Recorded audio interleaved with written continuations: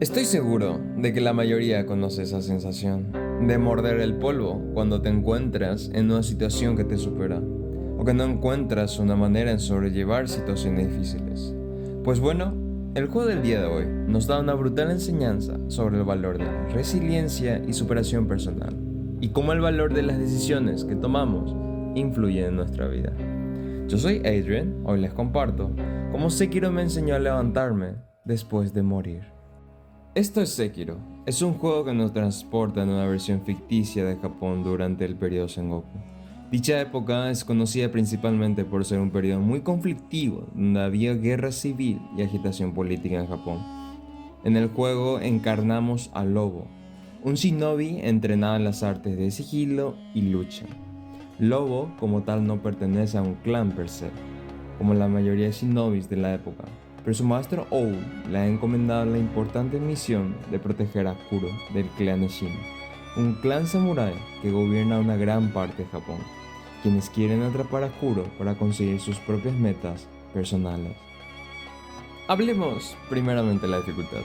No creo que sea sorpresa que para la gran mayoría de personas que hayan conocido o escuchado el juego se sorprendan al saber que es un juego increíblemente difícil, donde la dificultad de cada combate se siente su ferocidad, donde cada ataque que logras esquivar sientes el alivio de haber podido evitar el ataque de tu enemigo, donde cada parry que logras devolver a tu enemigo sientes la satisfacción de haber podido contrarrestar el mortal ataque que estabas por recibir. Ahora, todo eso suena muy bien en papeles, especialmente para aquellos que son amantes de la dificultad y los desafíos en los videojuegos. Pero, ¿qué sucede con los mortales que no saben jugar esta clase de juego?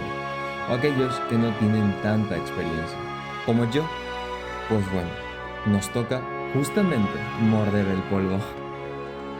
Sekiro es una experiencia que requiere que estés concentrado y enfocado en prácticamente casi todo momento, porque el nivel del desafío es muy demandante. No obstante, para mi sorpresa y de todos nosotros, que la dificultad no es nuestro fuerte, les tengo una buena y mala noticia. La buena noticia es que el juego tiene la misma dificultad durante toda la partida. Es decir, desde el minuto 1 ya nos enseña sin perder el tiempo cómo se juega, cuáles son sus reglas y tips para sobrevivir en el mundo conflictivo en el que nos encontramos. En pocas palabras, en los primeros 30 minutos de juego ya nos están enseñando todo lo que requerimos saber para afrontar nuestra partida. Ahora, ¿y si esa es la buena noticia? Se estarán preguntando cuál es la mala noticia. Pues bueno, la mala noticia es la misma que la buena noticia. Al no haber una variación de dificultad que vaya cambiando durante todo el juego, la dificultad que experimentará el jugador siempre será la misma. Por ende, el jugador tendrá que verse forzado a tener que aprender las reglas del juego para poder subsistir y sobrellevar los obstáculos que te vas encontrando. Entonces, dicho esto, estoy seguro de que se estarán preguntando, ¿cómo se puede pasar todo esto si es muy difícil? Pues allí está la gracia del juego. Sekiro es el tipo de juego que invita al jugador a poder aprender que las adversidades pueden ser sobrellevadas con éxito si estamos dispuestos a entender en qué situación nos encontramos, entendemos la complejidad de estas y tenemos la determinación de poder superarlas.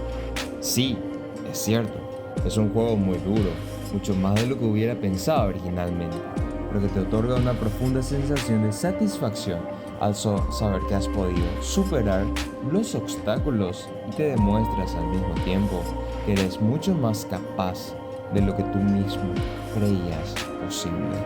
Yo mismo no lo he terminado todavía y, sin embargo, incluso sin llegar al final, este viaje ya me ha enseñado más de lo que esperaba. Por eso estoy compartiendo lo que de momento he descubierto en mi partida. Porque Sekiro es de esos juegos que no necesitan ser concluidos para dejar huella. Cada derrota, cada resurrección, cada paso con Lobo, ya hice mucho sobre la resiliencia, la obediencia y lo que significa tener voluntad propia.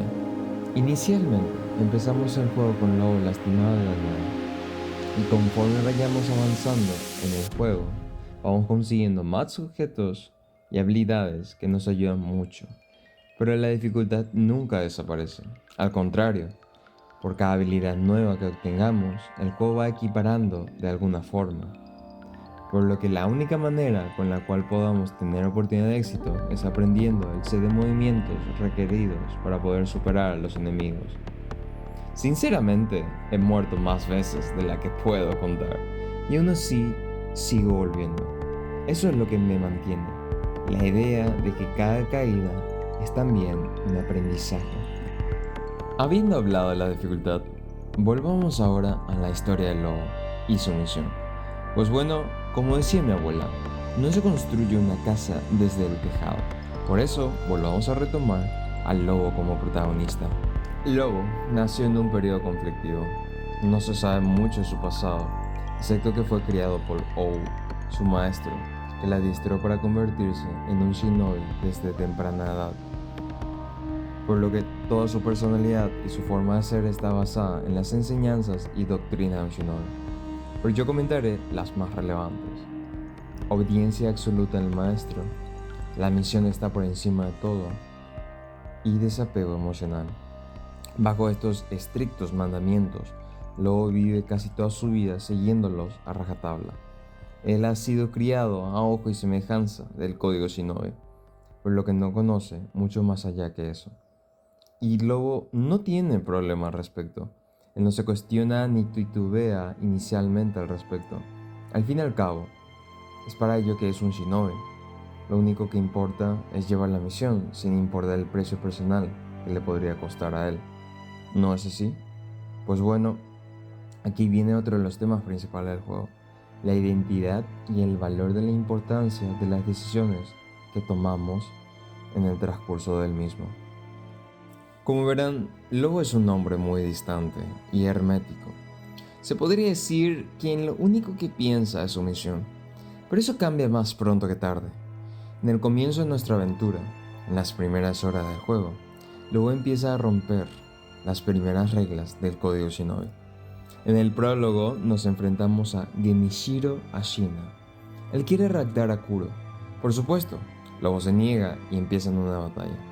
Rápidamente nos damos cuenta que Genichiro nos supera, debido a que no tenemos la experiencia y capacidad requeridas para poder vencerlo en un duelo 1 a 1, por lo que finalmente terminamos perdiendo y perecemos en el combate. Para nuestra fortuna, antes de este duelo, Kuro había realizado el juramento del heredero divino con Lobo. Este juramento lo ata a él como su guardaespaldas y le otorga la bendición de la sangre del dragón. Sí, por si no lo sabían, Kuro tiene la habilidad de conceder inmortalidad a quienes obtengan su sangre, debido a que es un descendiente celestial. Gracias a esa sangre, Lobo obtiene el don de la inmortalidad.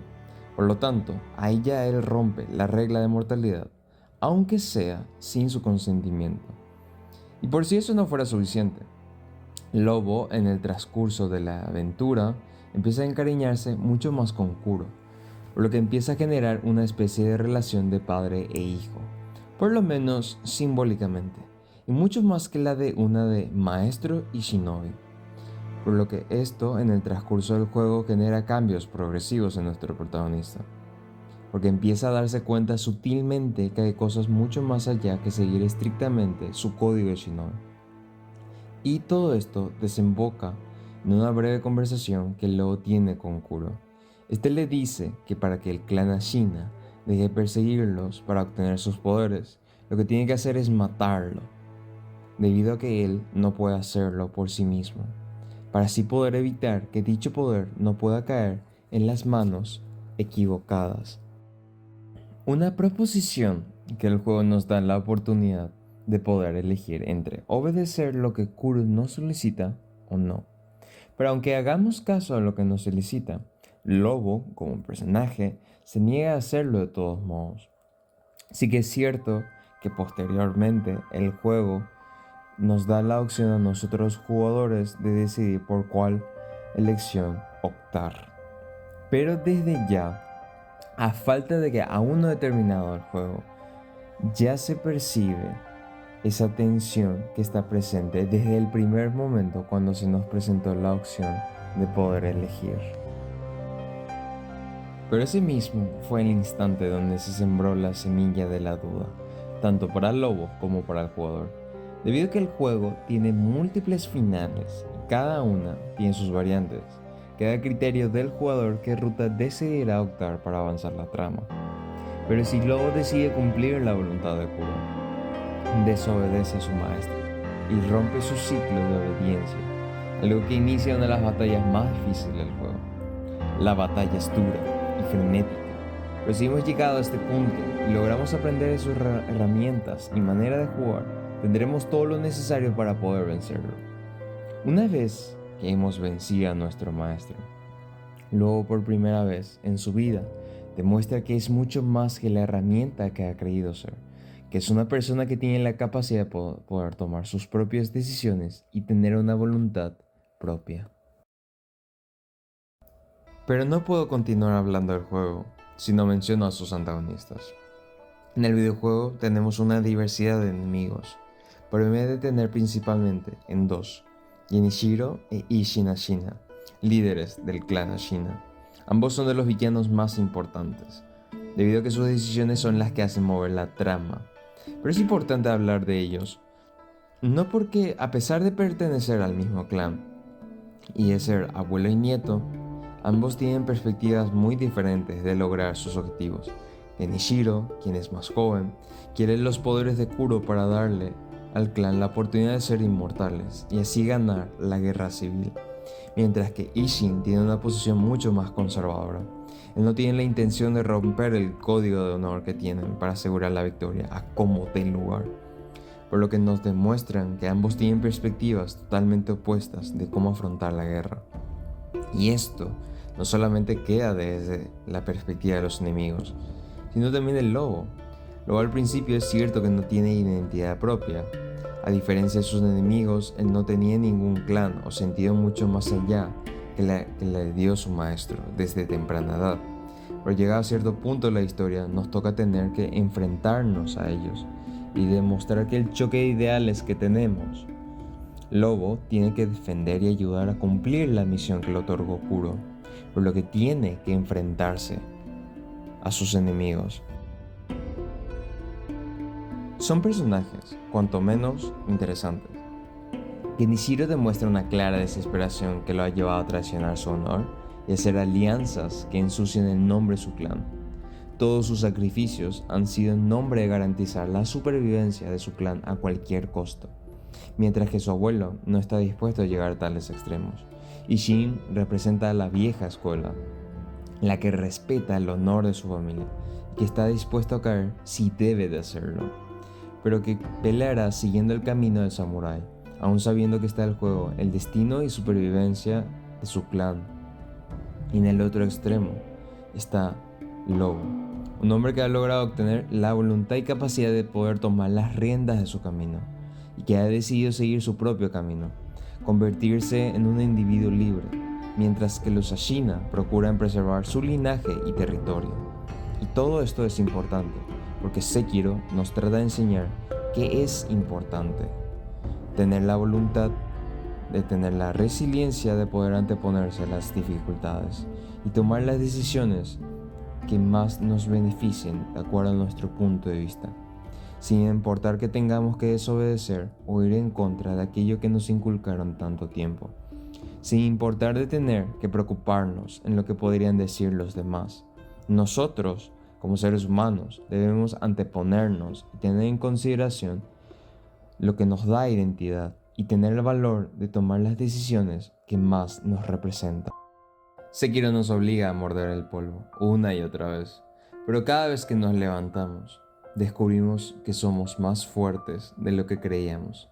Ese, al final, es la verdadera victoria.